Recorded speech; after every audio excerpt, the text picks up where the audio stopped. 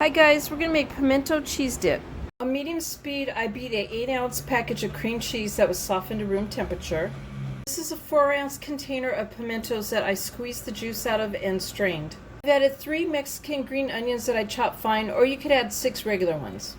I fried 6 pieces of bacon and I drained them on a paper towel and crumbled. Half of a green bell pepper diced small, half of a teaspoon of freshly ground black pepper, and 1/8 teaspoon of salt. 1/4 teaspoon of garlic powder and half a teaspoon of smoked paprika.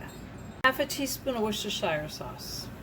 To combine, add 1 cup of extra sharp cheddar cheese now, and I'm going to mix that to combine.